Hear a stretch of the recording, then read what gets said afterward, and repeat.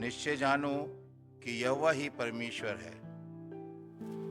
उसी ने हमको बनाया और हम उसी के हैं। हम उसकी प्रजा और उसकी चराई की भेड़ें हैं। उसके फाटकों से धन्यवाद और उसके आंगनों में स्तुति करते हुए प्रवेश करो। उसका धन्यवाद करो और उसके नाम को धन्य कहो, क्योंकि यहोवा भला है, उसकी करुणा सदा के लिए और उसकी सच्चाई पीढ़ी से पीढ़ी तक बनी रहती है। आइए हम अपनी आंखों को बंद करें, प्रार्थना में चलें। धन्यवाद धन्यवाद धन्यवाद देते हैं खुदावन, राजाओं के राजा, प्रभुओं के प्रभु, इस सृष्टि के रचयिता, इस संसार के मालिक, जमीन और आसमान के खालिक मालिक। आपका शुक्रिया, आपका धन्यवाद। हम जितना दें प्रभु कम है। शुक्रगुजार हैं खुदावन, पिछले दिन, हफ्ते, महीनों, सालों के लिए, जन्म से लेकर आज तक आपने हमारी सुधि ली, हमारी पहुनाई की, हमारी रक्षा सुरक्षा की है। उसके लिए हम धन्यवाद देते हैं खुदावन। सुबह से लेकर अभी तक आपने हमारी हिफाजत की है, हमारी रहनुमाई की, अपनी पनाह में रखा है और ये शाम दी है कि हम आपकी हैकल में आ सकें और इबादत में हम शामिल हो सकें। शुक्रगुजार हैं खुदावन इन नियामतों के लिए, और सबसे बड़ी नियामत और तोहफा तो आपने ज़िंदगी दी है। आज की इस इबादत पे आपकी आशीष और बरकत हो खुदावन।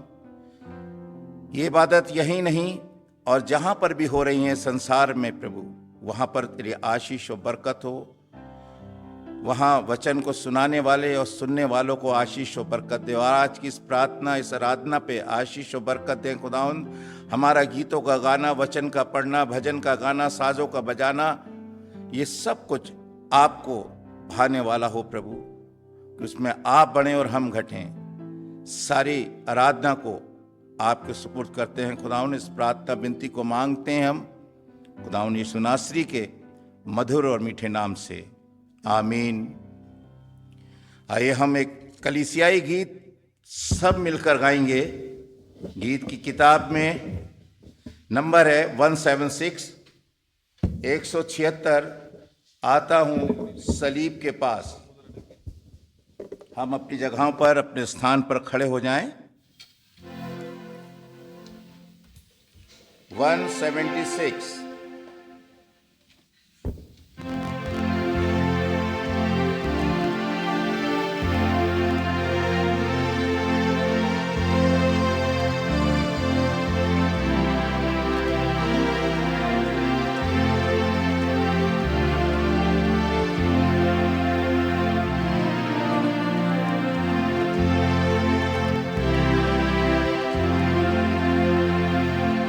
आता हूँ सलीब के पास, मैं हूँ अंधा और लाचार, मेरी आँखें क्रूस पर खास, हूँ नाजात का ताला क्रूसी में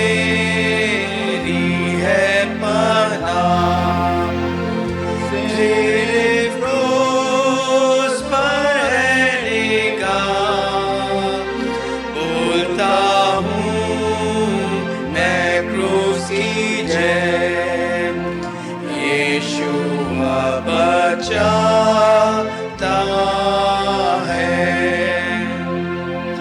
मैं आवारा बेतस्कीर कामिल राहत पाता हूँ, सुनता अब ये कौल शीरीं, तुझको मैं बचाता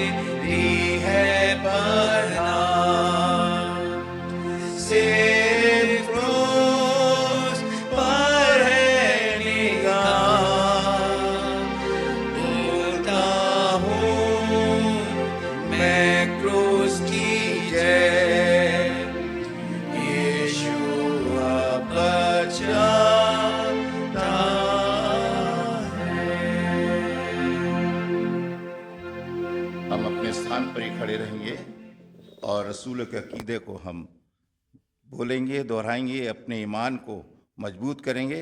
प्रेरितों का विश्वास। मैं इत्क़ाद रखता हूँ खुदाए कादिर मुतलक बाप पर, जिसने आसमान और ज़मीन को पैदा किया, और उसके इकलौते बेटे हमारे खुदावंद यीशु मसीह पर, कि वो रूह कुद्दूस से मुजस्सम होकर कुंवारी मरियम से पैदा हुआ, पैंतूस पिलातुस में दुख उठाया, सलीब पर खींचा गया, मर गया और दफन हुआ, तीसरे दिन मुर्दों में से जी उठा, आसमान पर चढ़ गया और खुदा बाप के कादिर मतलब बाप दाहन बैठा है, जहाँ से उस जिंदों और मुर्दों का इंसाफ करने आएगा। मैं इत्क़ाद रखता हूँ रूह कुद्दूस पर, पाक कलीसियाम पर, मुक़द्दसों की रिफ़ाक़त, गुनाहों की माफ़ी, जिस्म जी उठने और हमेशा की ज़िंदगी पर। आमीन। तशरीफ़ रखें आप सभी। और ये समय होगा कि हम प्रार्थना में जाएं, और प्रार्थनाएं बहुत लोगों के लिए ज़रूरी हैं इस समय। बहुत से हमारे अजीज़ हमारी कलीसिया के जो बीमार भी हैं, और अभी हफ्ते में पादी साहब ने अनाउंस किया था बहुतों के जन्मदिन भी हैं और बहुतों की शादी की सालगिरहें भी हैं। उन सभी के लिए और चर्च के इस निर्माण के लिए मैं भाई विवेक सिंह से अनुरोध करूंगा कि वो प्रार्थना में अगुवाई करें। भाई विवेक सिंह।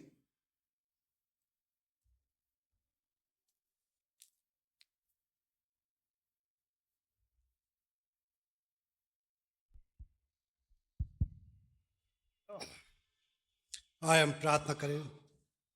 धन्यवाद धन्यवाद धन्यवाद प्रभु जी। आदर स्तुति के योग्य, जीवित, पवित्र, सामर्थ्य, दयालु, अनुग्रहकारी प्रभु, जिंदों की जमीन पर इस पाक और पवित्र सुंदर समय के लिए, इस सुंदर दिन के लिए पिता परमेश्वर, कि फिर से प्रभु आपने एक बार मौका दिया कि हम आपकी उपस्थिति में खुदावन आपका धन्यवाद कर सकें, आपकी जय जयकार, आपकी महिमा प्रशंसा कर सकें। खुदावन वापस मानी हम धन्यवाद करते हैं प्रभु जी पिता परमेश्वर, कि आपने मनुष्य को खुदावन अपनी महिमा के लिए बनाया प्रभु, अपनी शक्ल पे बनाया पिता परमेश्वर, कि वो आपकी महिमा करे खुदावन।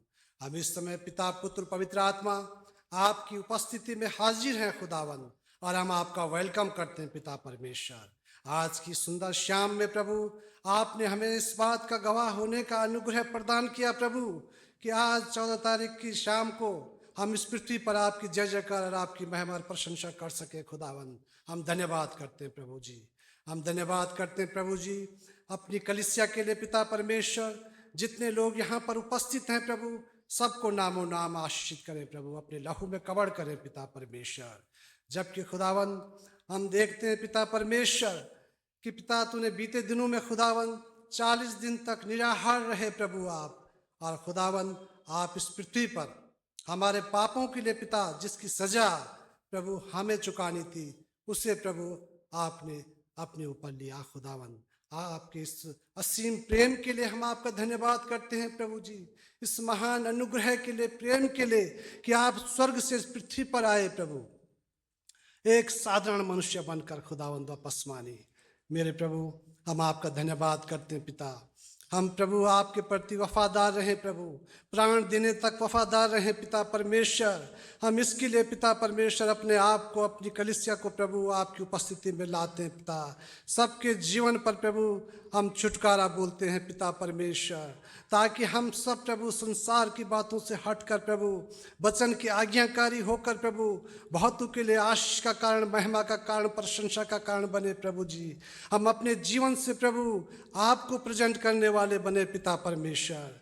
हम धन्यवाद करते हैं प्रभु जी, धन्यवाद करते हैं प्रभु कि आपने हमें बार बार संभाला प्रभु जी।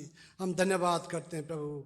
हम इस समय प्रभु प्रार्थना करते हैं प्रभु आज के लीडर के लिए, आज के स्पीकर के लिए पिता परमेश्वर, जो आज की शाम की इस मीटिंग को प्रभु लीड करते हैं। सबको ब्लेस करिए पिता परमेश्वर। हाँ मेरे खुदावन, जबकि आपके वचन से प्रभु भाई अमतोष प्रभु यहाँ पर प्रीच करते हैं खुदावन, ब्लेस करिए प्रभु अपने भाई को, पवित्र आत्मा की अगुवाई में पिता परमेश्वर वो बोलने वाला हो, और खुदा आपके वचनों के द्वारा प्रभु हमारे जीवनों में प्रभु छुटकारा और आनंद और शांति और उद्धार आने वाला हो पिता परमेश्वर।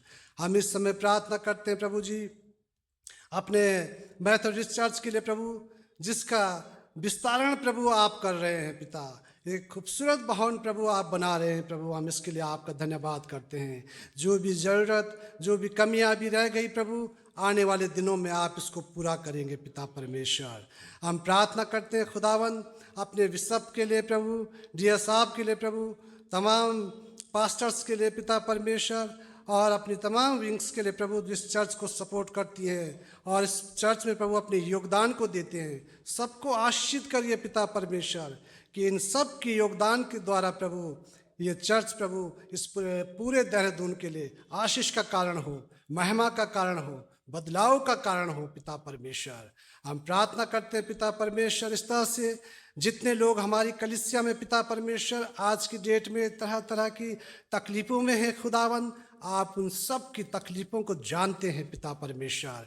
हम खुदावन उन सारे लोगों की तकलीफ़ों को पिता परमेश्वर आपकी उपस्थिति में रखते हैं खुदावन, क्योंकि खुदावन हम जानते हैं प्रभु यशाया 53 उसके 5 और 6 में प्रभु आपका वचन कहता है कि तुम्हारी शांति के लिए मुझ पर ताड़ना पड़ी, तुम्हारी धार्मिकता के लिए मैं कुचला गया और तुम्हारी चंगाई के लिए 39 कोड़े मैंने खाए।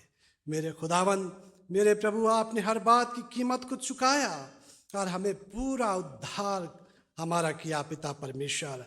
और हम पिता परमेश्वर ये जो लोग तकलीफ़ में हैं, परेशानी में हैं, चाहे वो बुजुर्ग हैं, जवान हैं, महिलाएं हैं, बच्चे हैं खुदा, उन सब के जीवन पर प्रभु हम उन 39 कोड़ों को क्लेम करते हैं और चंगाई को रिलीज करते हैं प्रभु यीशु मसीह के नाम में, ताकि आने वाले दिनों में पिता परमेश्वर वो लोग आपके गवाह बनने वाले हों पिता परमेश्वर, वो आपके साथ कमिटमेंट करने वाले हों प्रभु कि हम चंगाई के बाद प्रभु आपके लिए जिएंगे, आपके गवाह बनेंगे खुदावंद वापसवानी।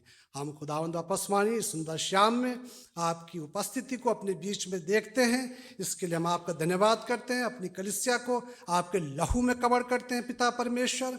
हम अपने देश के लिए प्रार्थना करते हैं प्रभु पिता परमेश्वर, जबकि खुदा आज हमारे देश के अंदर अंधकार बढ़ रहा है प्रभु यीशु मसीह, आपके लोग सताव में हैं खुदावन, बहुत से पास्टर्स प्रभु जेल खानाओं में बंद हैं, कोर्ट और कचहरियों में प्रभु उनको घसीटा जा रहा है, कलीसियाएं बंद हैं, चर्च बंद हैं पिता परमेश्वर। लेकिन हम ये भी जानते हैं कि हमारा परमेश्वर उन सबको देखने वाला परमेश्वर है, क्योंकि वो उसके राजदूत हैं, उसके वचन कि मनाली इस पृथ्वी पर करने वाले लोग हैं। और इसलिए खुदावन हम प्रार्थना करते हैं प्रभु कि आने वाले दिनों में वो लोग जेल खानाओं से बरी हों, कोर्ट से प्रभु डिसीजन उनके फेवर में हो, उनके चर्च फिर से खुलने वाले हों, और जिन लोगों ने प्रभु उनको दंडित किया है, प्रताड़ित किया है, वो लोग प्रभु आपके गवाह बनकर आपको ग्रहण करने वाले हों, क्योंकि खुदावंद जो आपसे टकराएगा प्रभु वो आपका हो जाएगा खुदावंद वापसवानी। आपका वचन कहता है पिता परमेश्वर कि जो मेरे लोगों को छूता है मेरी आंख की पुतली को छूता है। मेरे प्रभु आप अपने लोगों को संभालेंगे, हम आपका धन्यवाद करते हैं प्रभु। विश्व की शांति के लिए, इजराइल, यरूशलेम, फिलिस्तीन की शांति के लिए, यूक्रेन, रशिया की शांति के लिए प्रभु हम आपसे विनती करते हैं पिता परमेश्वर। विश्व में जितनी सेवकाइयाँ प्रभु आपके नाम से दुनिया के कोने कोने में प्रभु आपकी सेवकाई को करते हैं खुदा, उन सबको आशीषित करें प्रभु। हर कमी घटी प्रभु जिस सेवकाई में है प्रभु दूर करें मेरे प्रभु, ताकि ये संसार प्रभु आपकी महिमा से, आपकी जय जयकार से गूंजने वाला हो। आपका वचन पूरा हो, जैसे समुद्र पानी से लबालब रहता है वैसे पृथ्वी आपकी महिमा से लबालब होने वाली हो पिता परमेश्वर। एक बार फिर से खुदावन हम इस शाम को आपकी उपस्थिति में देते हैं पिता परमेश्वर, और हम सब प्रभु अपने दिलों को खाली करने वाले प्रभु के प्रेम को और इस क्रूस को इस प्रभु हम अपने हृदय में लेकर जाने वाले हों, इन वचनों को अपने हृदय में लेकर जाने वाले हों और इनको अपने जीवन में इस्तेमाल करने वाले हों प्रभु, ताकि हमारा आनंद, शांति, भरपूरी, समृद्धि बहुतों के लिए आशीष का कारण बने प्रभु। इस छोटी सी प्रार्थना को प्रभु आपके चरणों में रखते हैं, प्रभु यीशु मसीह के नाम से मांगते हैं, आमीन। आमीन। आए हमारे बाप तू जो आसमान पर है, तेरा नाम पाक माना जाए, तेरी बादशाहत आवे, तेरी मर्जी जैसे आसमान पर पूरी होती है जमीन पर भी हो। हमारी रोज की रोटी आज हमें बख्श दीजिए, जिस तरह अपने कसूर वालों को माफ करते हैं, तू भी हमारे कसूरों को माफ कर, हमें आजमाइश में न पड़ने दे, बल्कि बुराई से बचाएं, क्योंकि बादशाहत, कुदरत और जलाल हमेशा तेरी है। आमीन। बहुत बहुत धन्यवाद विवेक भाई, थैंक यू वेरी मच। परमेश्वर यूं ही आपको इस्तेमाल करता रहे और हम इंतखाबी सबक में शामिल होंगे। इंतखाबी सबक चुने हुए पाठ के 13वां यानी कि इंतखाबी सबक 13, और अपने स्थान पर हम खड़े होंगे।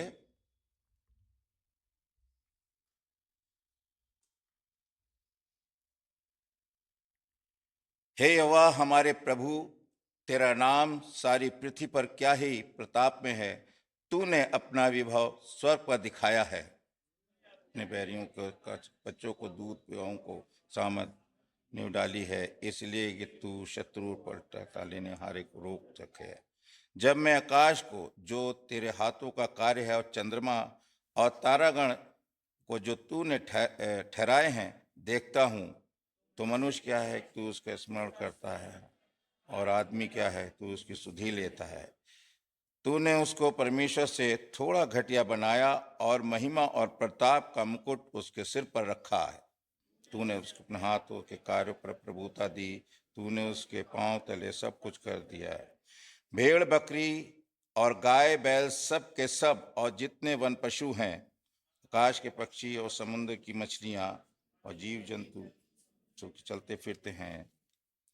हे यहोवा, हे हमारे प्रभु, तेरा नाम सारी पृथ्वी पर क्या ही प्रताप में है।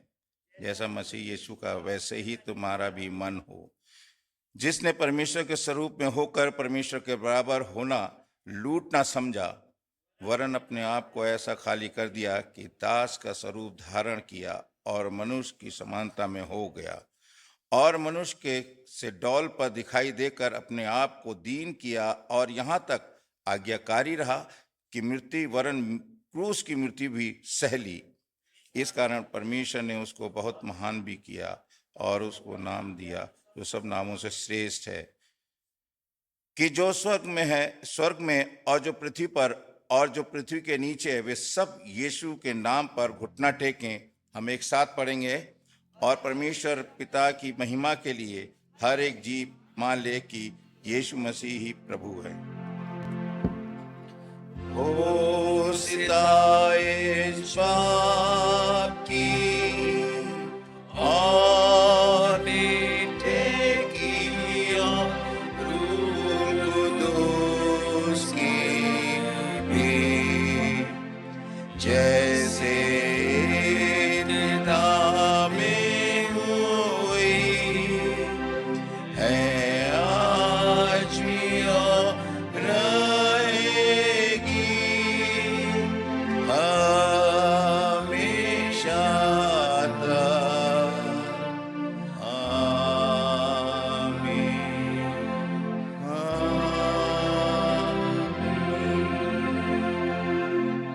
स्थान ग्रहण करें प्लीज। और ये मौका होगा कि आज हम सोमवार की इस सभा में, आज की इस प्रार्थना में एक स्पेशल सॉन्ग भी हम सुनेंगे, जो समय समय पर हम सभी के बीच अपनी गजलों को, अपने गीतों को, अपने भजनों को पेश करते रहते हैं खुदावंद की महिमा के लिए। हमारे बुजुर्गवार, हमारे बड़े मिस्टर कमलेश प्रसाद साहब यानी कि पासवान पादी साहब के पापा जी, उन्होंने ये ख्वाहिश जताई कि मैं भी आज एक गीत गाऊंगा। तो ये मौका है कि वो एक बहुत ही सुंदर सी गजल या भजन गीत है वो प्रस्तुत करने जा रहे हैं।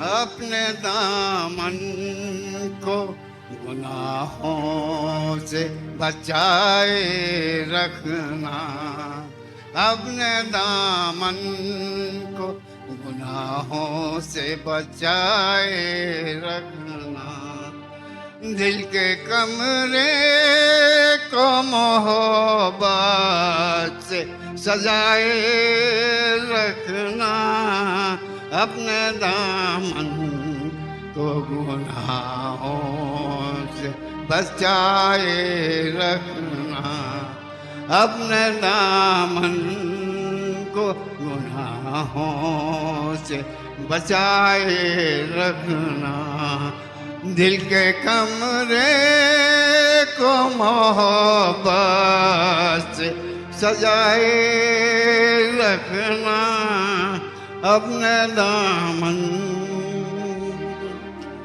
आने वाला है मसीह, इंजील मुबारक है गवाह, आने वाला है मसीह, इंजील मुबारक है गवाह, दिल की कुंडी को ना दर से लगाए रखना, दिल की कुंडी को ना दर से लगाए रखना, अपने दामन को गुनाहों से बचाए रखना, दिल की कुंडी को ना दर से लगाए रखना।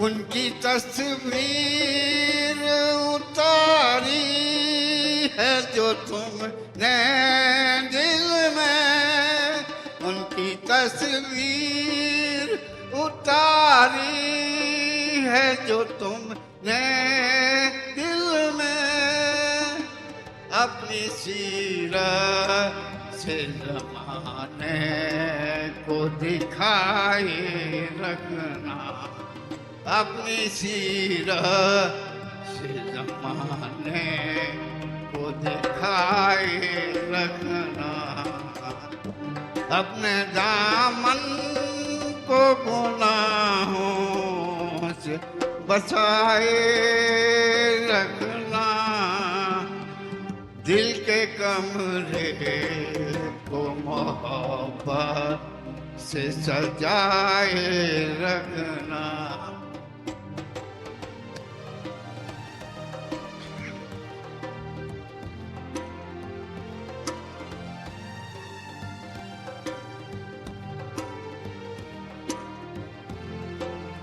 इस सरेआम दिल ही तो करता है गुनाह, इस सरेआम ये दिल ही तो करता है गुनाह, इसलिए दिल को दुआओं में लगाए रखना, इसलिए दिल को दुआओं में लगाए रखना, अपने दामन को गुनाहों से बचाए रखना, दिल के कमरे को मोहब्बत से सजाए रखना।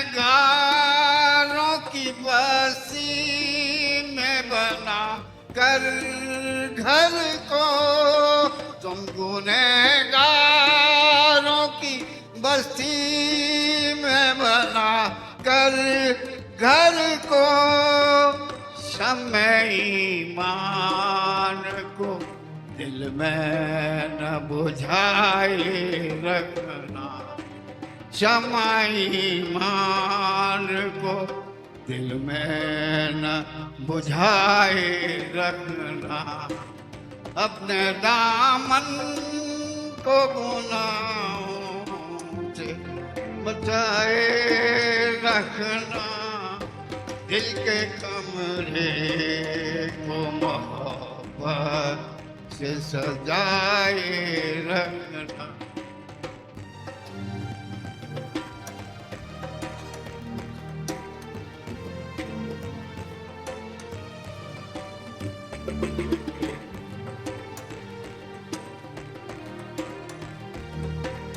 इंतजारी में कटे उम्र तुम्हारी परेशान, इंतजारी में कटे उम्र तुम्हारी परेशान, नींद ना आ जाए आँखों को जगाए रखना, नींद ना आ जाए आँखों को जगाए रखना, अपने दामन को गुनाहों से बचाए रखना, दिल के कमरे को मोहब्बत से सजाए रखना, दिल के कमरे को मोहब्बत से सजाए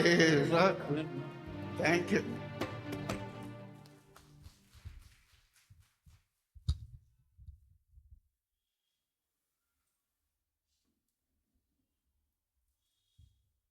बहुत ही खूबसूरत, और मैं चाहता हूं कि एक बार और तालियां हो तो और भी अच्छा है कि हमारे बुजुर्गवार अभी भी वो दम खम है। कहते हैं ना कि पुराना खाए हुए हैं, तो अभी भी दम वो जोश है।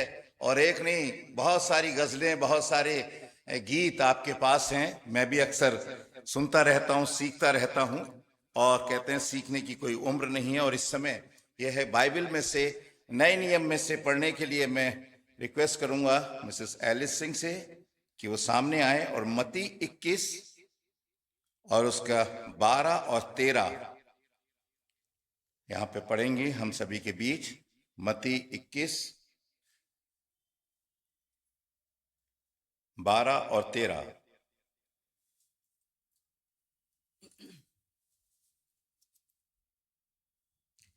मैं पढ़ूंगी मत्ती 21 और उसके 12 आयत से 13 आयत।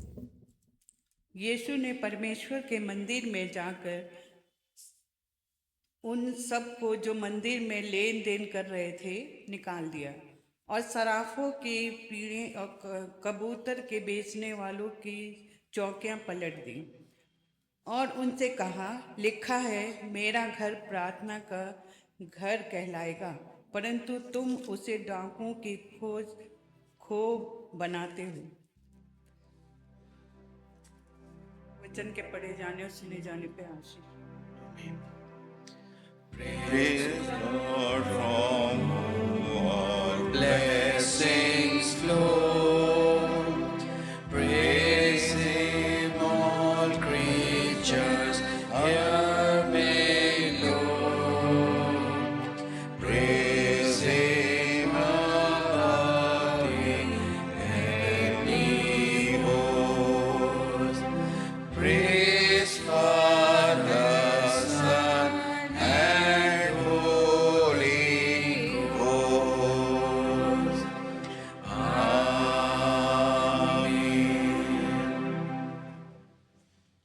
सभी तशरीफ रखें। और ये समय होगा अनाउंसमेंट का। जो भी सूचनाएं हैं वो आप तक पहुंचें। मैं अनुरोध करूंगा अपने चर्च के पासवान रेवरेंड दिनेश प्रसाद साहब से, जो हमारे डीएस साहब भी हैं, मैं उनसे अनुरोध करूंगा कि वो अनाउंसमेंट हम सभी के बीच रखें, प्लीज।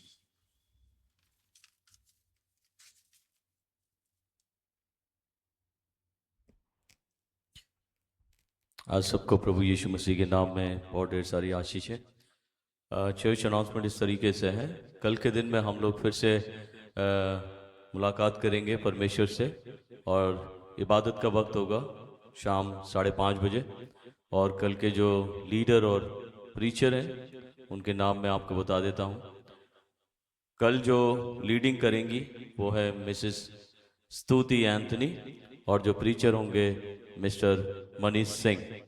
और मैं आप सबसे अनुरोध करता हूँ कि आप लोग इबादत के लिए इकट्ठा हों, क्योंकि ये पैशन वीक है और इसमें हमें पूरी तैयारी के साथ में, क्योंकि हम इस पूरे लेंटन सीजन में हैं, उपवास के दिनों में हैं, और ये उपवास हमारे सैटरडे तक रहेंगे। तो पवित्र आत्मा में बने रहें, परमेश्वर की आराधना करते रहें। कुछ शुक्रगुजारियां हैं जो परमेश्वर के सामने रखी गई हैं। ये संडेज को मिली और आज के दिन में 2 शुक्रगुजारियां मिली हैं। मैं इस इवनिंग वर्शिप में इन शुक्रगुजारियों को अर्पण करता हूं। प्रभु के बेटे ने अपने जीवन के थैंक्स गिविंग को दिया है, और 2 बेटों ने भी परमेश्वर के अपने कमाई के 10वें हिस्से को रखा है। और साथ ही साथ प्रभु की एक बेटी ने अपने बेटे के फर्स्ट बर्थडे के उपलक्ष्य में इस शुक्रगुजारी को रखा है। हम इसे परमेश्वर के सामने अर्पण करते हैं, प्रार्थना करते हैं परमेश्वर अपने अनुग्रह में इन्हें परिपूर्ण करे। कल के दिन में मेरे को मेथोडिस्ट चर्च जॉली ग्रांट में होना है और वहाँ पर वर्शिप में लीड करना है।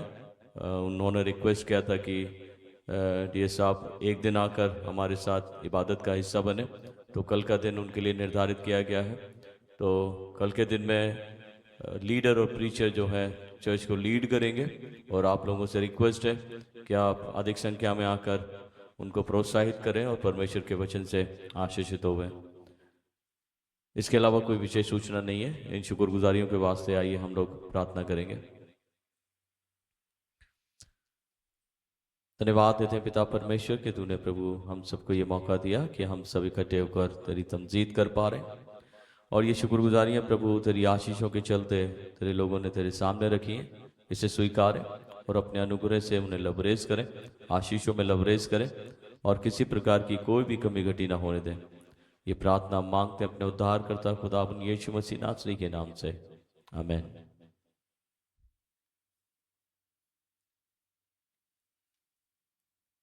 थैंक यू पादी साहब, सारे अनाउंसमेंट्स के लिए, सारी सूचनाओं के लिए जो आपने कलीसिया को दी है। और इसके बाद मैं अनुरोध करूंगा चर्च क्वायर से कि प्लीज वो सामने आए,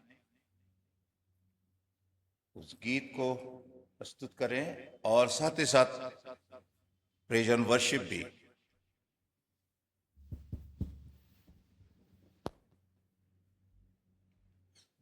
यहाँ पे पुलपिट पे खड़े होने का परमेश्वर की ओर से ये अवसर मिला। धन्यवाद देता हूँ प्रभु का कि उसने ये अवसर दिया कि मैं यहाँ खड़ा हो सका। सैटरडे को पादी साहब का फोन आया कि सुनील साहब आप ये लीड करेंगे मंडे को। मैंने कहा पादी साहब जरूर। प्रभु एक समय नियुक्त करता है, और इस नाम के लिए अमितोष से भी पूछा गया कौन करेगा। अमितोष ने कहा कि अभी मैं बता रहा हूं कुछ देर बाद। तो अमितोष के ध्यान में मेरा नाम आया, पादी साहब को कहा, तो पादी साहब ने ठीक, बिल्कुल सही तुम कह रहे हो। मैं धन्यवाद देता हूं पादी साहब, आपका भी। परमेश्वर का तो प्रथम स्थान है। और लीजिए, हमारी क्वायर भी बिल्कुल तैयार है। मैं परमेश्वर का धन्यवाद देता हूं।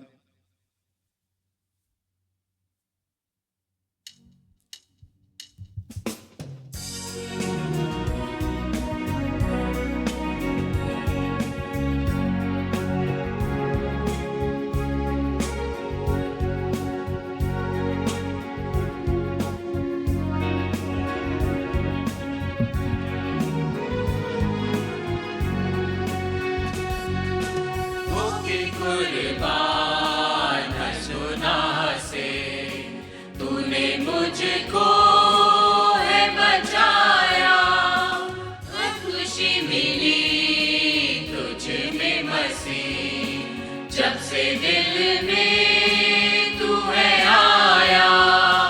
होके कुर्बान हर गुनाह से, तूने मुझको है बचाया।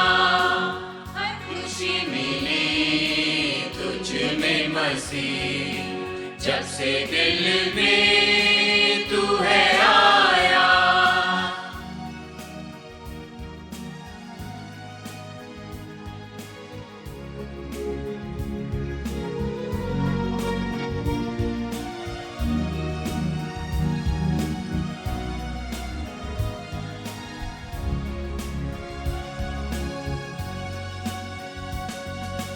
इस जहां की कोई दौलत लगती नहीं प्यारी मुझे।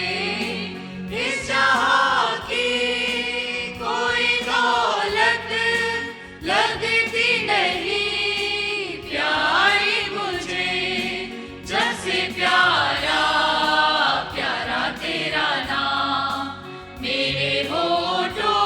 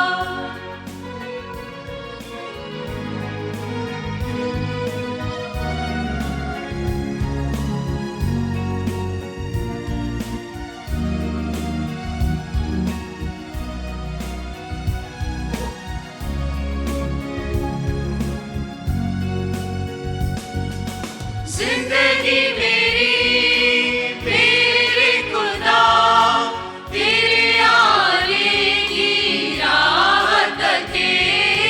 जिंदगी मेरी मेरे खुदा तेरे आने की राह तके। जल्दी आना संग में चलूं तूने जो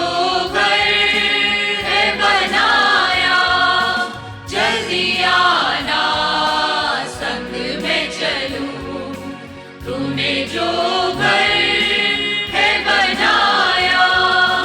होके कुर्बान हर गुनाह से तूने मुझको है बचाया। हर खुशी मिली तुझ में मसीह जब से दिल में तू है आया। होके कुर्बान हर गुनाह से तूने मुझको है बचाया। मुझको है बचाया।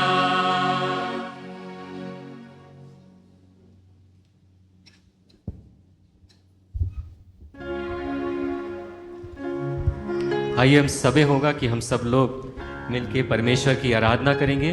अपने स्थान पे खड़े होंगे और ये दिन परमेश्वर ने एक बार फिर से हम सबको दिया कि हम सब लोग उसके पवित्र भवन में आए हैं और एक मन एक चित्त होके हम आज परमेश्वर की आराधना करेंगे। होने दीजिए कि जिस प्रकार से हम इस पैशन वीक या होली वीक को सेलिब्रेट करते हैं या मनाते हैं, सो दिन दिन जो भी वचन प्रभु जी हमारे बीच में अपने लोगों के द्वारा बोता है वो कारगर होने पाए और हम सब लोग उस वचन की भरपूरी से अपने घरों को वापस लौटने होने वाले हो सके। तो पहला गीत हम सब लोग गाएंगे, जिस हम सब लोगों को आता है, हमने बहुत बार गाया, तुझसा इस जहां में और कोई है नहीं, तुझ बिन आसरा मेरा है न कहीं।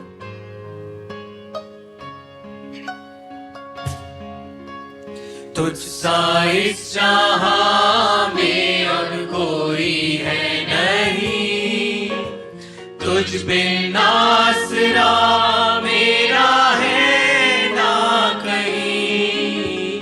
रहूं तेरी बाहों में प्रियतम मेरे, तू ही मेरा सर्वस्व यीशु मेरे।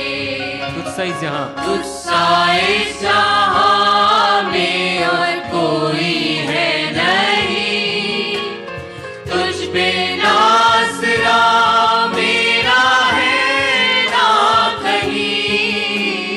रहूं तेरी बाहों में प्रियतम मेरे, तू ही मेरा सर्वस्व यीशु मेरे।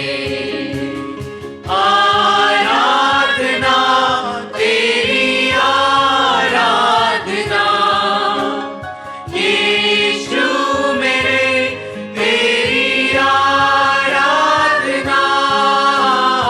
आराधना तेरी आराधना यीशु मेरे, तेरी आराधना।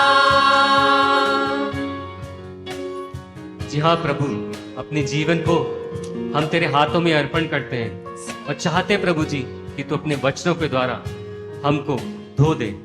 और प्रभु जी तेरी इच्छा हमारे जीवन में पूरी हो, ताकि जब हम तेरे वचनों पे चलें तो तेरी पवित्र आत्मा से भर जाए।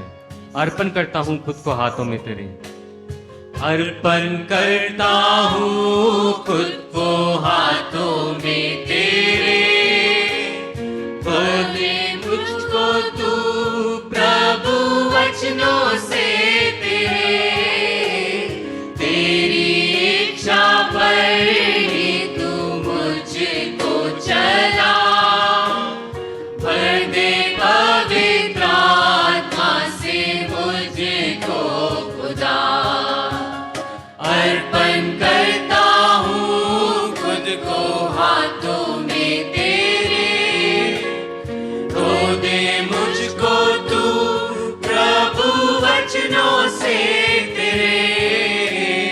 तेरी इच्छा पर ही तू मुझको चला। भर दे पवित्र आत्मा से मुझको खुदा। आराधना आराधना तेरी आराधना यीशु मेरे, तेरी आराधना। आराधना तेरी आराधना यीशु मेरे, तेरी आराधना। जी हाँ प्रभु, हम सदा तेरी राहों पे चले और रहबर बनकर प्रभु जी तुम्हारे संग चले। और प्रभु जी हम चाहते हैं और हम जानते हैं परमेश्वर कि हमारा भरोसा सिर्फ तुझ पर है, क्योंकि तू हमारी चट्टान है, तू हमेशा स्थिर परमेश्वर है। चलता मैं रहूं तेरी राहों पे सदा।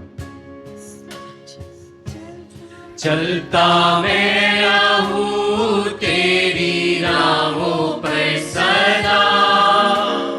बन के रहबर मेरा तू चलना संग खुदा। तुझ पर ही बना रहे तेरा भरोसा। तू मेरी चट्टान हूँ, तुझ में स्थिर सदा।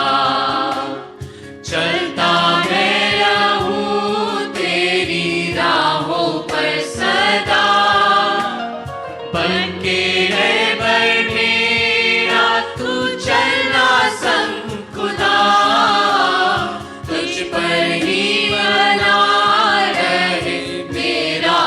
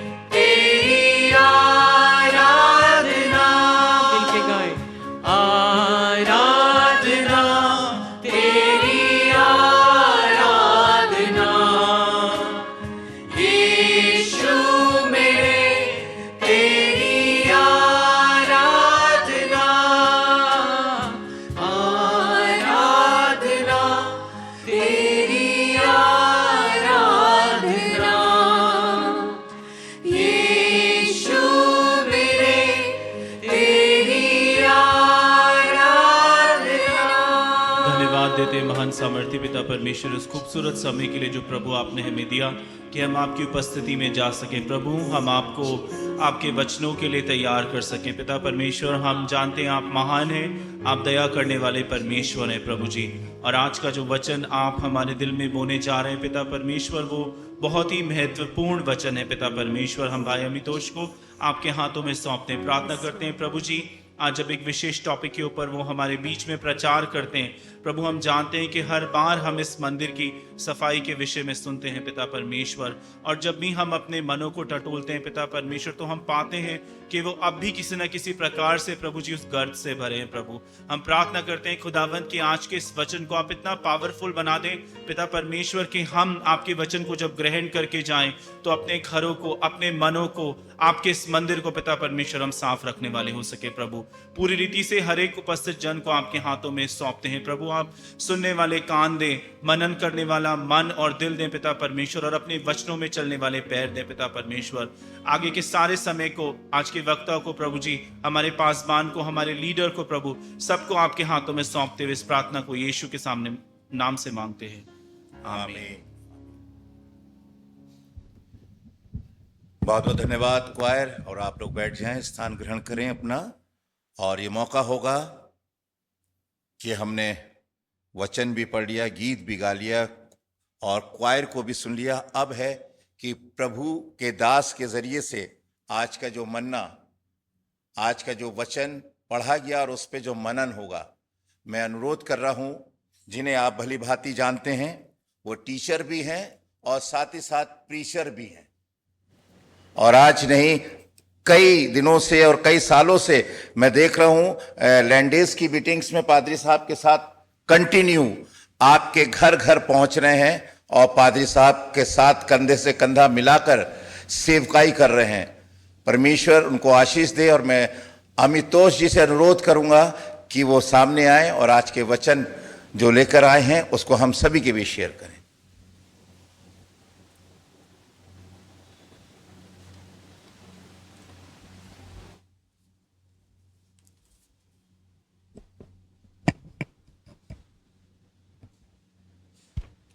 आप सबको प्रभु यीशु मसीह के मधुर मीठे नाम में जय मसीह की। सबसे पहले, इससे पहले कि हम वचनों में जाएं, मैं आपके सामने अपनी कुछ धन्यवादी रखना चाहता हूं। धन्यवाद देना चाहता हूं प्रभु यीशु मसीह का कि एक बार फिर से मुझे मौका मिला है कि मैं आप सबके बीच परमेश्वर के कलाम में से जितनी भी मेरी समझ है उसके अनुसार कुछ शेयर कर पा रहा हूं। और यहाँ मैं मानता हूं कि जो मेरी समझ है वो तो बहुत लिमिटेड है, लेकिन अभी शायद जो भी मैं बोलने वाला हूं वो परमेश्वर ही मेरे को वचन देगा, परमेश्वर ही मुझे बोली और वाणी देगा। तो परमेश्वर के वचन पर अनुग्रह हो। और मैं आपको बताना चाहता हूं, ये वचन जब मैं आपको यहाँ पे शेयर करता हूँ, वचन में से कोई भी बातें आपके सामने रखता हूँ, जितना ये आपके लिए सीखने का या समझने का विषय होगा उतना ही ये मेरे लिए सीखने का और समझने का विषय है। तो परमेश्वर का धन्यवाद हो इस अवसर के लिए। धन्यवाद देना चाहता हूँ हमारे भाई साहब का कि उन्होंने मुझे इस लायक समझा कि आज मैं यहाँ पर आपके सामने वचन में से बातें कर पा रहा हूँ। धन्यवाद देना चाहता हूँ सुनील अंकल का भी इतने सुंदर इंट्रोडक्शन का। लेकिन हर एक बात में परमेश्वर का धन्यवाद हो। इससे पहले कि हम वचन की तरफ बढ़े, मैं एक छोटी सी प्रार्थना करना चाहूँगा। आइए हम सब प्रार्थना करके अपने आप को वचन के लिए तैयार करें। धन्यवाद धन्यवाद धन्यवाद सुंदर सामर्थी परमेश्वर, आपका धन्यवाद देते हैं इस सुंदर दिन के लिए, इस सुंदर वक्त के लिए, और खास तौर से इस सुंदर सभा के लिए जब आपके लोग उपस्थित हैं परमेश्वर, आपके वचन में से और ज़्यादा बातों को जानने के लिए। उन्हें दीजिए प्रभु जी, यहाँ हमारे मध्य आपकी मौजूदगी हो प्रभु जी आपके भवन में, और आप अपने महिमा से इस भवन को भर दें परमेश्वर। उन्हें दीजिए प्रभु जी, आप हमारे दिलों को, मनों को खोल दें कि वचन को अच्छी तरीके से हम सुन के, समझ के अपने जीवनों पर लागू करने वाले हो सके और इस वचन के अनुसार अपने जीवन को चलाए चलें, ताकि आपके नाम से और आपको भाता हुआ एक जीवन बनाने वाले हो सके प्रभु जी। इस समय के हर एक बात को और खास तौर से जो वचन आज आप देते हैं उसको आपके हाथों में सौंप देता हूं, और इस प्रार्थना को धन्यवाद के साथ मांगता हूं आपके प्यारे बेटे खुदावंद यीशु मसीह के नाम में, आमीन। सबसे पहले मैं आपको एक सुंदर सा इंसिडेंट बताना चाहूँगा जो आज के हमारे इस टॉपिक से रिलेटेड है। सभी जानते हैं आज का हमारा टॉपिक है मंदिर की सफाई, और जैसे कि हमारे लिए इससे बढ़िया एग्जाम्पल क्या हो सकता है, लाइव हमारा मंदिर का निर्माण हो रहा है यहाँ पर। और यहाँ पर एक छोटा सा इंसिडेंट मैं बताना चाहूँगा, क्योंकि मैं अभी आजकल भाई साहब के साथ जब मीटिंग में जाता हूँ तो बीच में शुभम जो है, शुभम से मेरी बातचीत होती रहती है अक्सर। तो वो एक दिन का यहाँ किस्सा बता रहा था कि जब ये आपने देखा होगा बाहर अब सब सफाई हो चुकी है तो वो बता रहा था कि भैया इतनी ढेर सारी सफाई करी कि मैंने तो बस शर्ट ऊपर मोड़ी, पजामा मोड़ा और मैं नाली साफ करने लग गया, बल्कि नाली में हाथ डाल डाल के सफाई करी है मैंने। इतनी सफाई करी कि जो थोड़े बाद में मजदूर बुलाए गए थे उनमें से किसी को पता भी नहीं था कि ये यहीं का कोई बेटा है या ये मजदूर है। तो वो लंच टाइम पे उससे बोलने भी लगे थे कि तुम खाने के लिए क्यों नहीं जा रहे हो, तो बाद में पता चला कि वो यहीं का बेटा है। तो हम कह सकते हैं कि जो परमेश्वर के बच्चे हैं, परमेश्वर के लोग हैं, वो मंदिर के लिए इसी प्रकार का प्रेम और आग रखते हैं कि बस मंदिर के लिए किसी भी प्रकार की, किस तरह से उसको सुंदर बनाया जा सके, किस तरह से उसको इस लायक बनाया जा सके कि वहाँ परमेश्वर की आराधना हो। ये ललक हर समय हमारे दिल में होनी चाहिए, हर किसी के, और यही हम चाहते हैं कि दूसरे लोगों को भी ज़्यादा से ज़्यादा इस बारे में बताएं। तो जब हम आज का ये वचन देखते हैं, आज के वचन को अगर देखा जाए, इसको बोला जाता है पैशन मंडे। होली सप्ताह जो है या पवित्र सप्ताह जो है, उसका सबसे पहला दिन होली मंडे। और यहाँ पर जो मैं आपके सामने जो लिख के लाया था एक छोटा सा अपना कंस्ट्रक्ट, उसमें मैंने उसको टॉपिक दिया था cleansing before the cross the temple of the heart, यानी कि इससे पहले कि सलीब पर चढ़ाया जाए उससे पहले की सफाई। और ये सफाई थी उस मंदिर की जिस मंदिर को हम कहते हैं हमारा हृदय, यानी कि हमारे जीवन, हमारे हृदय जो परमेश्वर के मंदिर हैं, उसकी भी सफाई।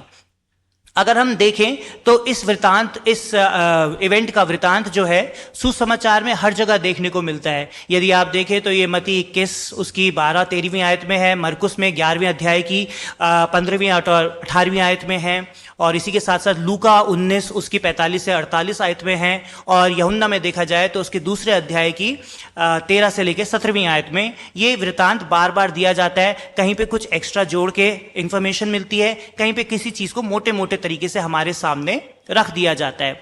बात यह है कि हमारे लिए इसको सिर्फ पढ़ के जो शब्द है सिर्फ उन्हीं को लेने का मतलब नहीं है। कई सारी ऐसी चीज़ें जिनकी हिंट दी गई है, जिनको एक आशय में हमको लेना पड़ता है, और वो सारी चीज़ों पे आज हम मनन करेंगे, उसी के बारे में थोड़ा सा और ज़्यादा अध्ययन करेंगे कि हम ये जो मंदिर की सफाई है इसको और अच्छे से समझने पाएं। मैं चाहता था कि मैं एक कन्वेंशनल सा मैसेज ना दूं, बहुत कंटेम्प्रेरी सा मैसेज ना दूं, कुछ मतलब कन्वेंशनल ना दूं, कुछ कंटेम्प्रेरी सा दूं, कुछ आज के हिसाब से दूं, लेकिन थोड़ा फर्क। इसीलिए मैंने मंदिर की सफाई को थोड़े फर्क तरीके से अपने हिसाब से एलैबोरेट करने की कोशिश करी है। यहां हम देखते हैं कि ये जो आज का जो दिन है, ये ऐसे समय पे पड़ा है जहां पे दो बहुत ही अलग अलग इमोशंस हमको देखने को मिलते हैं। यदि आप देखें तो कल हम लोग खजूर की डालियां लेकर उत्साह से चिल्ला रहे थे, होशन्ना के गीत गा रहे थे, क्योंकि हम वेलकम कर रहे थे हमारे राजा का हमारे जीवनों में, कि उसको हम अपने जीवन का अधिकार दे दें। ये जोश, ये उल्लास, ये एक नए किस्म का उन्माद कल हमारे जीवनों में था, हमारे इस हैकल में था, और हर मसीह के परिवार में और हर जगह था इस खजूर इतवार का उत्साह। और अभी हम देखेंगे 2-4 दिन बाद यहां पर ऐसा सिचुएशन हो जाता है कि जो बिल्कुल एक साइलेंस में चला जाता है। अगर उस जमाने की बात करें तो लोग शायद शोकाकुल थे, बिल्कुल गमगीन थे, उनको बिल्कुल आशा नहीं थी, क्योंकि उनको था कि जो हमारा रब्बी है, जो हमारा मसीह है, जो हमको बचाने वाला है, वो खत्म हो चुका है। और वो है धन्य शुक्रवार के दिन, यानी गुड फ्राइडे के दिन परमेश्वर खत्म हो गया है। उनको लगा उसकी मृत्यु हो गई है। आज हमें पता है कि नहीं, वो मरा नहीं, वो तीसरे दिन जी उठा और हमारे लिए उसने नजात का सबसे बड़ा कार्य कर दिया। लेकिन उस दिन, उस समय उन लोगों के लिए शायद बिल्कुल अंधकार हो चुका होगा कि अब क्या होने वाला है, अब हमारा क्या होगा, हम तो दिशाहीन हो चुके हैं। यहां पर हम देखते हैं दो बहुत ही कॉन्ट्रास्ट इमोशंस देखने को मिलते हैं। एक जगह नई खुशी नए राजा के आने की, दूसरी तरफ जिसकी खुशी मना रहे थे उसी की मृत्यु समझ में आ रही है, और अब समझ नहीं आ रहा है कि आगे हमारा क्या होने वाला है। उस बीच इस हफ्ते में पड़ता है ये सबसे पहला सोमवार का दिन, और सोमवार का दिन जो है इसको हम कहते हैं द पैशन मंडे, बिकॉज यहां हम देखते हैं एन इरप्शन ऑफ इमोशन। एक ऐसा इमोशन निकल कर आता है प्रभु यीशु मसीह का, जो हमने आज से पहले कभी प्रभु यीशु मसीह के बारे में देखा सुना नहीं है, वचन में भी नहीं देखा है कि वो आए और इस तरह से गुस्से में आ गए, क्रोधित हो गए, कोप से भर गए कि उन्होंने मंदिर या हैकल में से जितने भी तख्त थे वो पलट दिए, जितने भी सिक्के थे फैला दिए, जितने भी पिंजड़े थे उनको बाहर उड़ा के फेंक दिया है, और सारे जो धंधा कर रहे हैं वहां पे लोग बाग, उनके धंधे जो गल्ले हैं सब चीजों को फेंक डाला है। हमारे को इससे एक ऐसा इंटरप्रिटेशन मिलता है कि यीशु मसीह इतने ज्यादा गुस्से में है इस समय कि उनको, जैसे कहते हैं ना, गुस्से में समझ नहीं आ रहा है क्या करना है, बस एक्शन हो रहा है विदाउट एनी थॉट। कई बार हम भी ऐसे होते हैं, जैसे मेरे बच्चे भी जब लड़ाई कर रहे होते हैं या कभी किसी का मूड खराब हो जाता है, मैं भी ये बोलता अभी उससे बात मत करना, उसको कुछ मत बोलना, गुस्से में पता नहीं क्या क्या बोल देगा, अच्छा उसको कुछ मत बोलो, गुस्से में वो मार देगा। तो हम यही जानते हैं कि जब इंसान गुस्से में होगा तो वो यहां से सोचना बंद कर देगा और एक्शन करेगा विदाउट एनी थॉट। और हमको ऐसा ही यहां पर दिखाया जा रहा है इस तरह से कि यीशु मसीह भी जैसे इतने आवेश में आ चुके हैं कि वो एक्शन तो कर रहे हैं विदाउट एनी थॉट।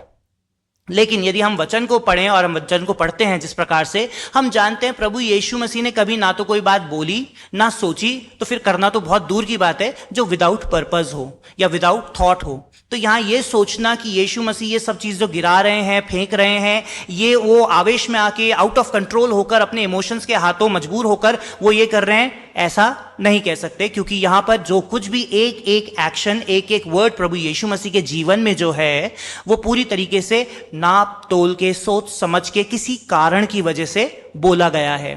और यही चीज आज हमारे को समझने की जरूरत है कि यहां पर हम देखते हैं this is not an action of zeal, बल्कि ये एक डेक्लेरेशन है, ये एक प्योरिफिकेशन है, ये एक प्रोफेसी है जो प्रभु यीशु मसीह अपने एक्शन से दिखा रहे हैं। और ये क्या डिक्लेरेशन है, क्या चीज को वो डिक्लेयर कर रहे हैं, वो किस चीज को साफ करना चाह रहे हैं, क्या प्रोफेसी वो हमको देना चाह रहे हैं कि क्या होने वाला है या क्या क्या होगा आगे, हमें क्या करना चाहिए उसके लिए। ये सारी बातों को मैं आपके सामने आज लगभग 4 या 5 पॉइंट्स में रखने वाला हूं। तो जब मैंने पॉइंट्स ये बनाए थे तो मैंने इंग्लिश में बनाए थे, तो टॉपिक्स जो है उनके हेडिंग्स जो है वो इंग्लिश में है। तो जो मैंने पहला पॉइंट बनाया था वो था cleanliness before crucifixion was the pattern of preparation. ये जो हम देखते हैं ना कि प्रभु यीशु मसीह ने ये साफ सफाई करी है, और ये पता नहीं क्यों करी, ऐसे इस तरह से सब चीजों को फेंक देना जो चीज वहां पे नहीं चाहिए थी, ये क्यों हुआ है ये एक्शन।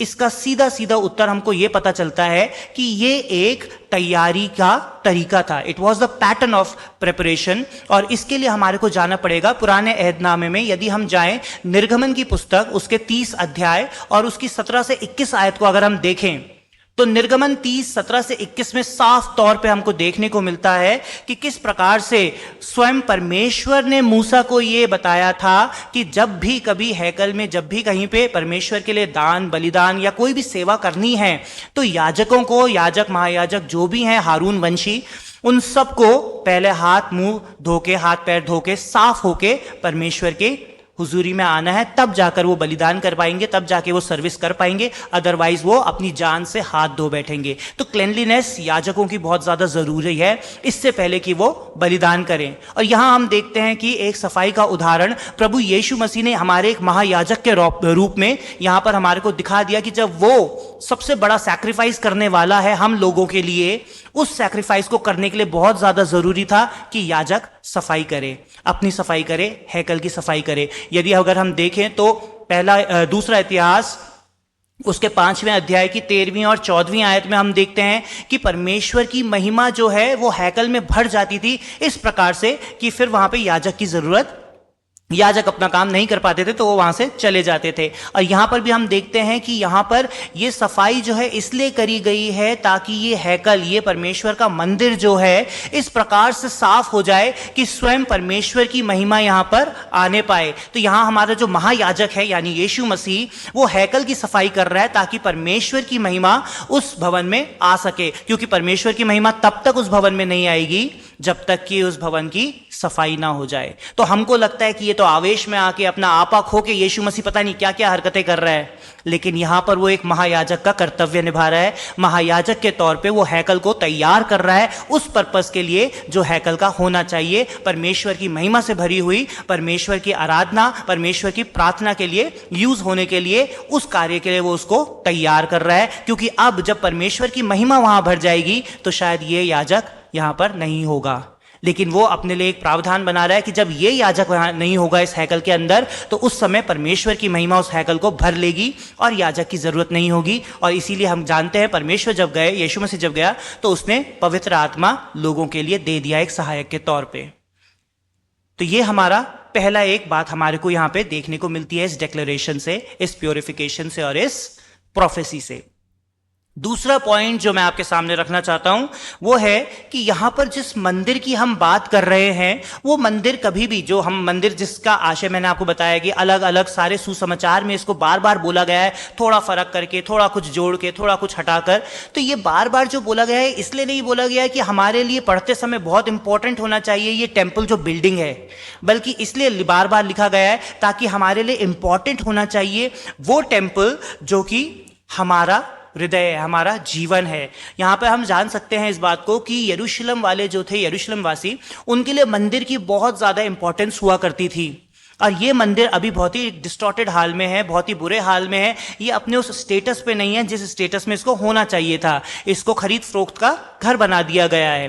और यहाँ पर यही चीज़ है कि यीशु मसीह या ये इस वचन जो है इस बात को बार बार बोल रहा है, क्योंकि वो सिर्फ इस मंदिर जो बिल्डिंग है उसके बारे में बात नहीं कर रहे हैं, बल्कि वो हमारे जीवनों के बारे में भी कर रहे हैं, जो हमारे लिए, अगर हम देखें, हमने वचन में पढ़ा है, प्रभु यीशु मसीह ने पहले भी अपने यूहन्ना की पुस्तक में, यूहन्ना 2:19 में, 19 से 21 में उसने ये पहले ही बोल दिया था कि तुम इस मंदिर को ढा दो, मैं इसे तीसरे दिन खड़ा कर दूंगा। वो लोग समझ नहीं पाए थे क्या मतलब है, और इतने 46 साल से बना हुआ मंदिर ये 3 दिन में खड़ा कर देगा। उसने साफ बोल दिया, उस वचन में साफ लिखा है, वो अपने देह के बारे में बात कर रहा था।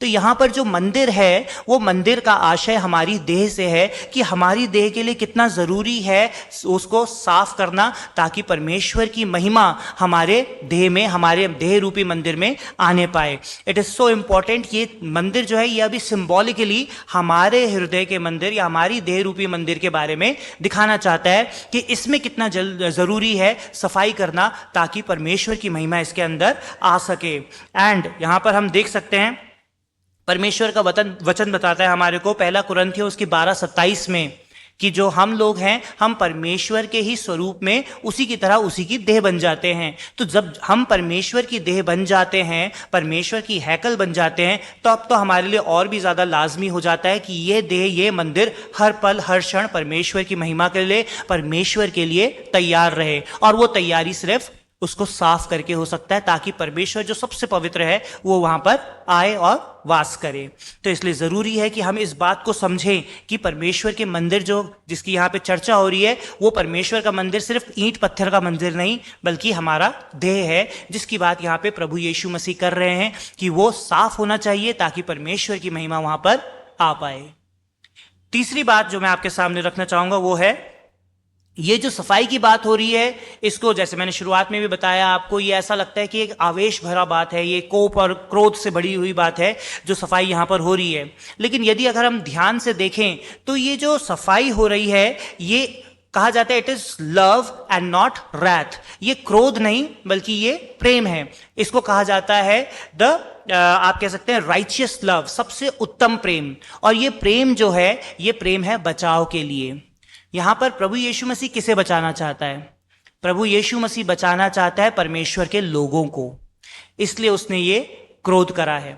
यहां प्रभु यीशु मसीह बचाना चाहता है उस हैकल को, क्योंकि वो उस परमेश्वर के हैकल के लिए कंसर्न्ड है। यहां प्रभु यीशु मसीह बचाना चाहता है परमेश्वर की इस महिमा को जो उस हैकल में आके वास करे, क्योंकि वो परमेश्वर की महिमा का कद्र करता है और उसको चाहता है कि वो उस हैकल में बनी रहे।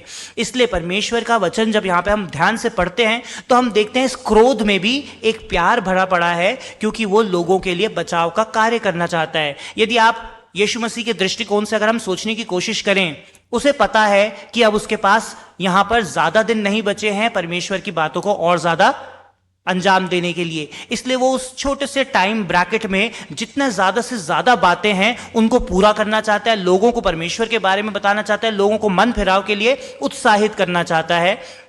और इसी के हिसाब से हम देख सकते हैं यहां पर वो ये नहीं चाहता है कि अब अंतिम कुछ दिन हैं तो मैं आराम कर लूं, मैंने बहुत काम कर लिया 3-3.5 साल, अब मुझे आराम करना चाहिए। अब उसे लग रहा है इमरजेंसी है, अर्जेंसी है कि मुझे जल्दी से जल्दी और सारे काम निपटाने हैं, इससे पहले मैं जाऊं, मुझे सारे काम पूरे करने हैं ताकि मैं क्रूज पर बोल सकूं पूरा हुआ।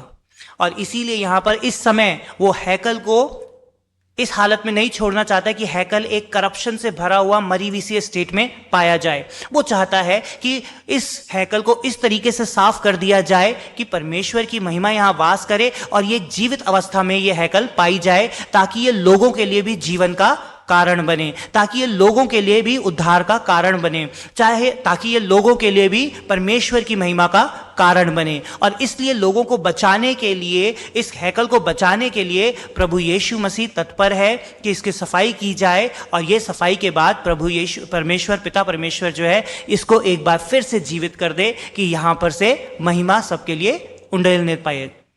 इसी के साथ मैं बोलना चाहूंगा, इसमें यहां पर हम ये भी कह सकते हैं कि जो ये रैथ वाला सीन दिखा रहे हैं, हम जो गुस्से वाला, क्रोध वाला सीन दिखा रहे हैं, इसमें हमको ऐसा लगता है कि प्रभु यीशु मसीह ने वहां से लोगों को भगा दिया। लेकिन यहां पर अगर हम ध्यान दें तो प्रभु यीशु मसीह ने यहां हैकल में से कभी भी लोगों को नहीं भगाया।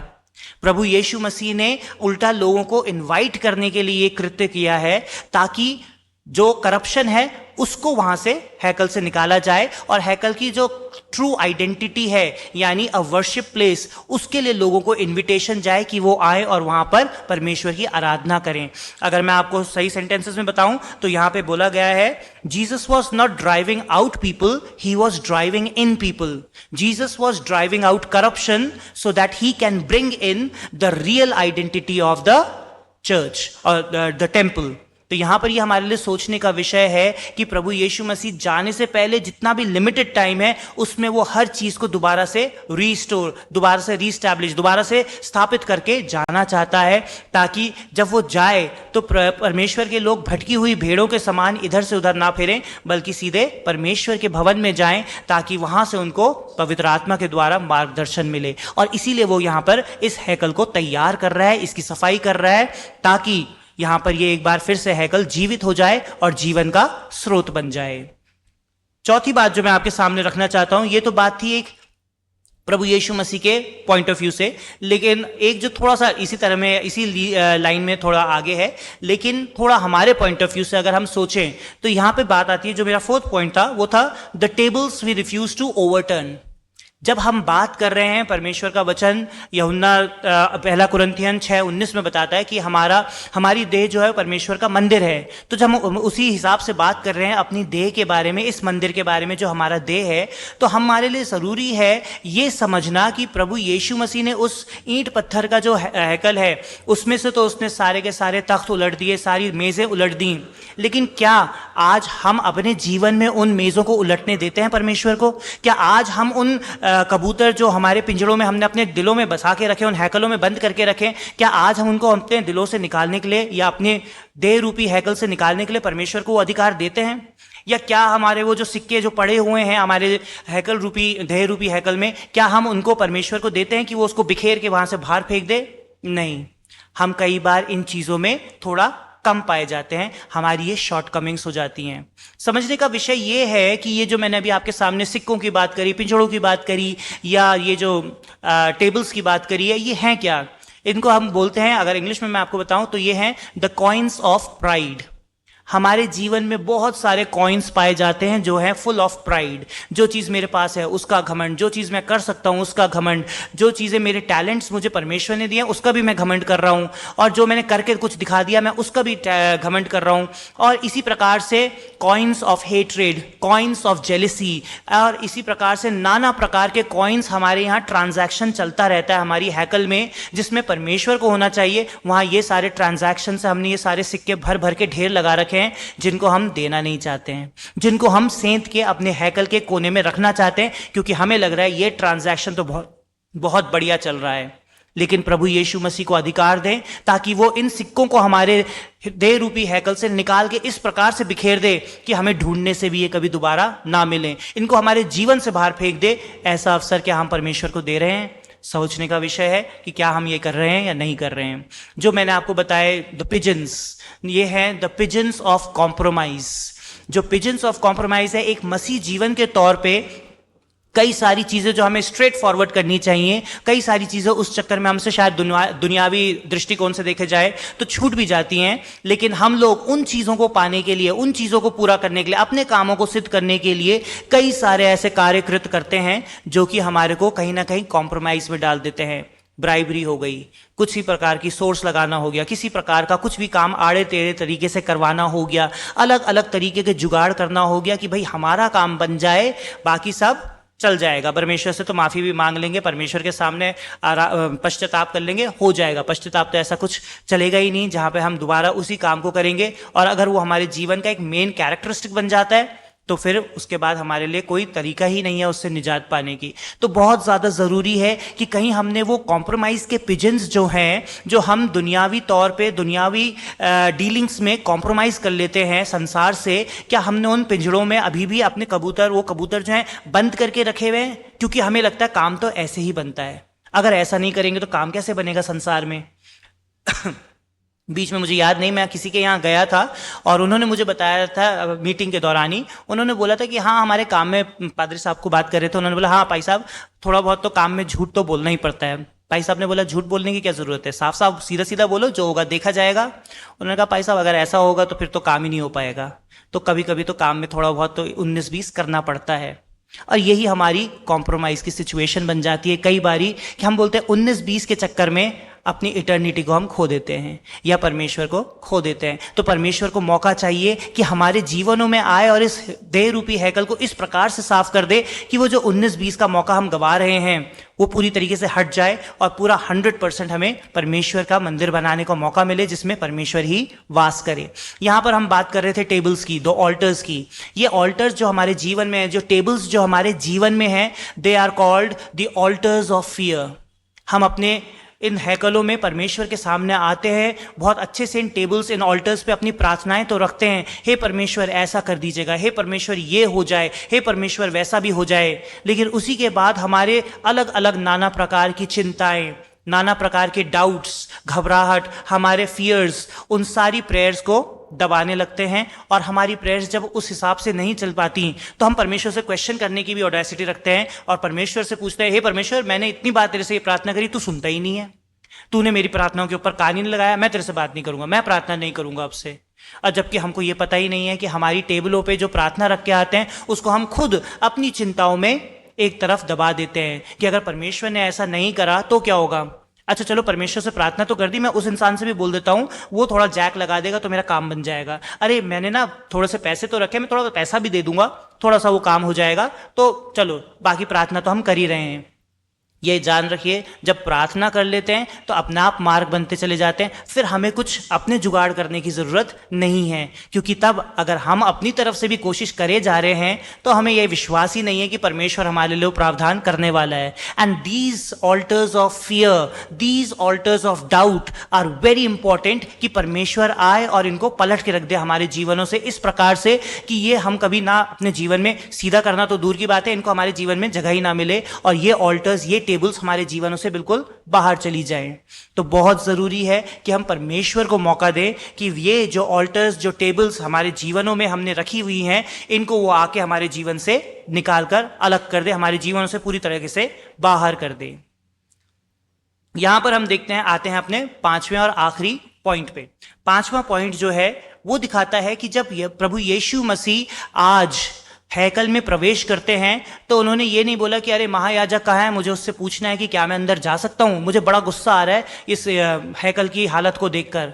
उन्होंने किसी याजक, महायाजक से कोई अपॉइंटमेंट, कोई मीटिंग, कोई परमिशन की बात कहीं नहीं लिखी हुई है। वो सीधे हैकल में गए और उन्होंने एक क्लेम करते हुए, एक ओनरशिप को क्लेम करते हुए सीधे सीधे वहां जाकर तख्तों को पलटना शुरू कर दिया, सिक्कों को बिखेरना शुरू कर दिया। जो अलग अलग धंधे वहां चल रहे हैं, गाय, बैल, बकरी, कबूतर, इन सबको डंडा मार के भगाना शुरू कर दिया। और यहां पर उन्होंने उसको दोबारा से रिक्लेम करते हुए लोगों को बोलना शुरू कर दिया, तुमने मेरे पिता का घर, मेरे पिता के घर को डाकुओं का खो बना दिए, जबकि ये परमेश्वर के प्रार्थना का घर होना चाहिए। यहां पे वो साफ साफ बोलते हैं ये मेरे पिता का घर है और तुमने इसको खराब कर दिया है। यही बात प्रभु यीशु मसीह आज हमारे जीवनों के लिए भी बोलना चाहते हैं कि ये मेरे परमेश्वर का मंदिर है, ये मेरे परमेश्वर की हैकल है। यहां पर वो देख के बोलना चाहते हैं कि ये मेरे परमेश्वर का मंदिर है और तुमने कहीं से डाकुओं की खो तो नहीं बना दिया, कहीं तुमने इसको बर्बाद तो नहीं कर दिया। अभी समय है कि इससे पहले कि क्रूस की तरफ जाएं, समय है कि हम अपने हैकलों को उस प्रकार से साफ करें कि वो डाकुओं की खो नहीं बल्कि परमेश्वर का मंदिर बन जाए। हम यहाँ कह सकते हैं कि उसका जो उस समय यीशु मसीह का जो कंसर्न था वो सिर्फ हैकल के पत्थर और पिलर वाली हैकल का नहीं था, बल्कि उसका कंसर्न था हर एक जन जो उस समय था और जो उस समय नहीं था, यानी आज के लोग, हर एक जन के लिए था जो जो परमेश्वर की देह में परमेश्वर की हैकल है। हर एक हैकल के लिए हम सब एक एक हैकल है और हम सब के लिए उसका कंसर्न था और वो चाहता था कि ये परमेश्वर का मंदिर जो है ये परमेश्वर के प्रार्थना का घर बने, बल्कि डाकुओं की खो ना बने। आज जब वो हमारे पास आता है तो वो हमसे एक हंटर लेकर नहीं आ रहा है, जैसे यहाँ पे वचन मिलेगा कि हंटर लेके, कोड़ों का हंटर लेके उसने सबको भगाना शुरू करा।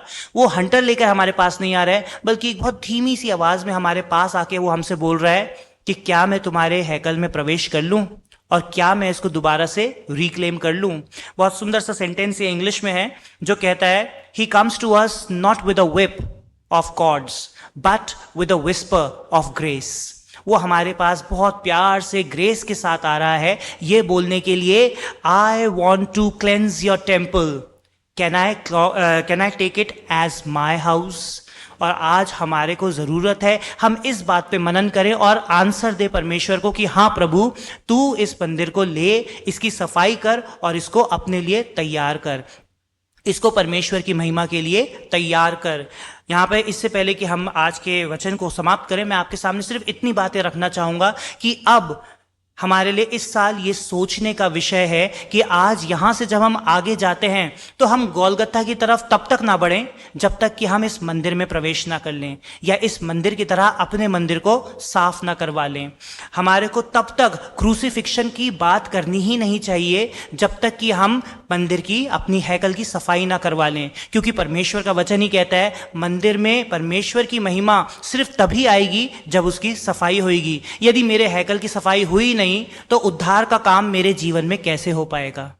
यदि मैं क्रूस के पे बहुत ध्यान देता हूं लेकिन अपनी हैकल को मैंने गंदा रखा हुआ है, उसमें सारे के सारे डाकुओं की खो की तरह अलग अलग प्रकार के धंधे और कार्यकलाप चल रहे हैं, आपको लगता है परमेश्वर का उद्धार जो क्रूस से निकल के आ रहा है वो हमारे जीवन में किसी प्रकार कारगर होगा? एक ईस्टर जाएगा, दूसरा ईस्टर जाएगा, पूरे जीवन में सारे ईस्टर निकलते चले जाएंगे लेकिन जीवन बदलेंगे नहीं, क्योंकि हैकल उसी मरी हुई अवस्था में, गंदी हालत में, बिना सफाई के पड़ी हुई है। तो बहुत ज़रूरी है कि हम परमेश्वर को खास तौर से इस बार ये मौका दें कि परमेश्वर आइए, मेरे हृदय रूपी, मेरे देह रूपी हैकल में प्रवेश करिए और इसको इस प्रकार से साफ कर दीजिए कि ये परमेश्वर की प्रार्थना का भवन बन जाए, हमारे जीवन प्रार्थनामय जीवन बन जाए। ये भवन जो है, ये हैकल जो है परमेश्वर की चंगाई की हैकल बन जाए, हम अपने लिए और दूसरों के लिए भी परमेश्वर की चंगाई और अनुग्रह को देखने पाएं अपने जीवनों में। ये हैकल जो है परमेश्वर के पुनरुत्थान की हैकल बन जाए, और पुनरुत्थान का मतलब है कि हमारी मरी हुई सी अवस्था जो है दोबारा से नई तरीके से जी जाए और हम परमेश्वर में एक तरीके से वापस उसके बेटा बेटी होने के लायक बन सके। उस पुनरुत्थान की बहुत ज्यादा जरूरत है और वो तभी होगा जब परमेश्वर की महिमा हमारे हृदय रूपी हैकल को भर देगी। इसी के साथ मैं आप सबको यही बोलना चाहूंगा कि इस साल, इस खास तौर से इस उपलक्ष्य में अपने दिलों को तैयार करें कि परमेश्वर के वचन को इस प्रकार से लें कि हम अपने हृदयों को साफ करके परमेश्वर को भाता हुआ जीवन और परमेश्वर को भाता हुआ अपना मन अर्पण कर सकें। इसके साथ मैं परमेश्वर का धन्यवाद दूंगा इस समय के लिए और इस अवसर के लिए। Thank you.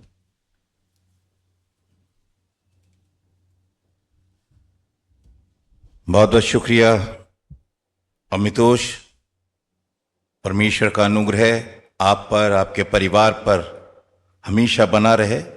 बहुत ही सुंदर तरीके से, बड़ी सरलता के साथ, पॉइंट टू पॉइंट बताते हुए हम सभी को आपने बताया है कि हैकल को किस तरीके से, अपनी जिंदगी की इस, अपने शरीर की इस हैकल को किस तरीके से हमें साफ करना है। बहुत बहुत धन्यवाद। और अब ये समय है कि हम सभी मिलकर एक भजन में शामिल होंगे। इस गीत की किताब में भजन नंबर है 648, मेरा मन धो देना प्रभु बिनती करूं बार बार। बहुत ही सुंदर भजन है ये। हम सभी अपनी जगहों पर खड़े होंगे और बुलंद आवाज में इस भजन को हम गाएंगे।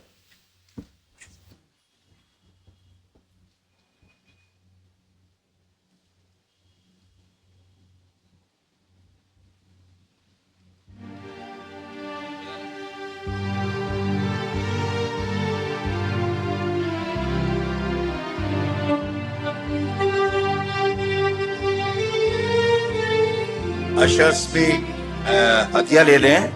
मैं रिक्वेस्ट करूंगा बच्चों से कि प्लीज वो हदिया भी लें साथ ही साथ।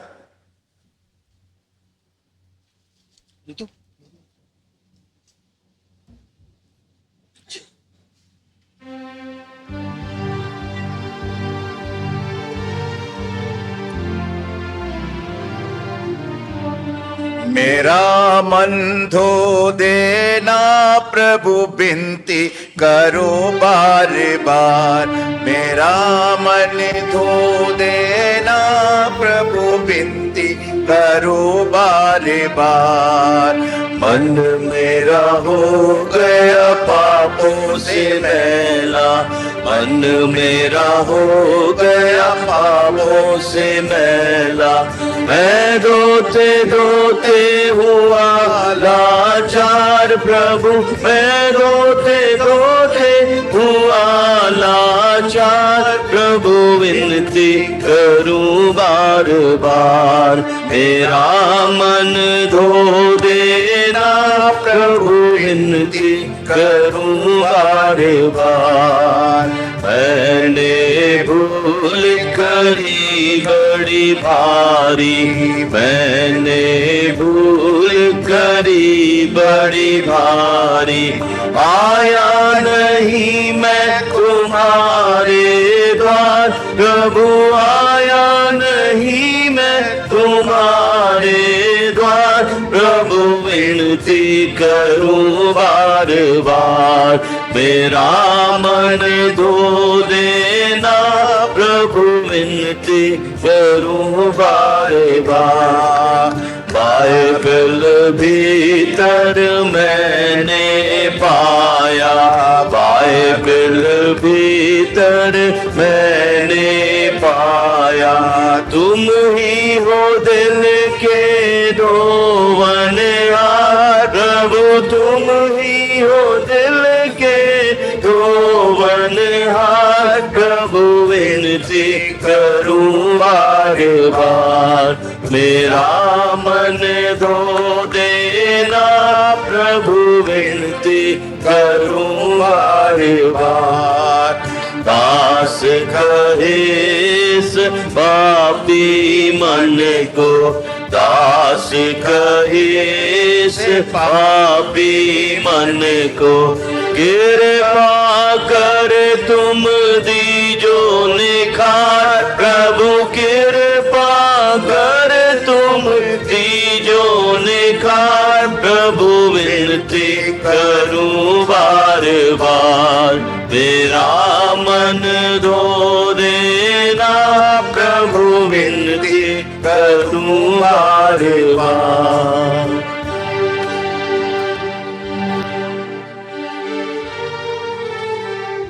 और मैं अनुरोध करूंगा पादी साहब से ही हदिये के लिए प्रार्थना करें, और इसके बाद बेनेडिक्शन से उसके बाद हम यहां से विदा होंगे।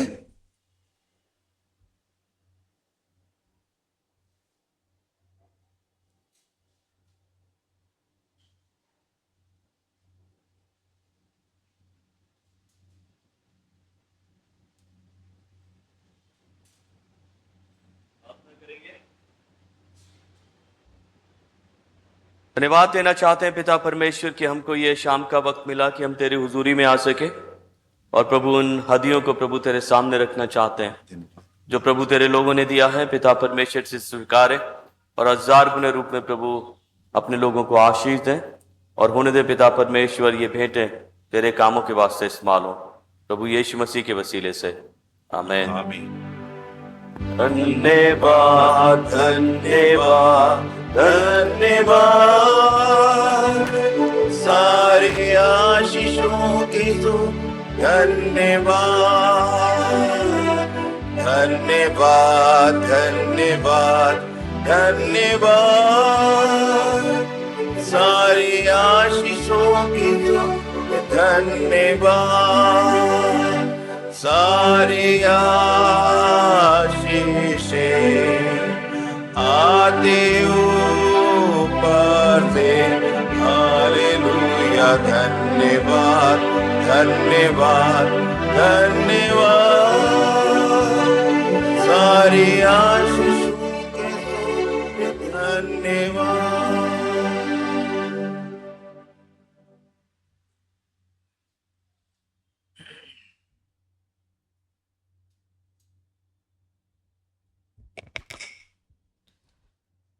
अब हमारे खुदावंद यीशु मसीह का अनुग्रह, परमेश्वर पिता का प्रेम और पवित्र आत्मा की सहभागिता हम सब के साथ, जितने इस संध्याकालीन आराधना में उपस्थित हुए, सबके परिवारों के साथ में, परमेश्वर से मोहब्बत रखने वालों के साथ में, उसके हुक्मों की पैरवी करने वालों के साथ में, सेंट्रल मैथोडिस्ट चर्च देहरादून की कलीसिया के एक सदस्य, एक परिवार के साथ में, आपसे लेकर हमेशा तक होती रहे। आमीन। आमीन।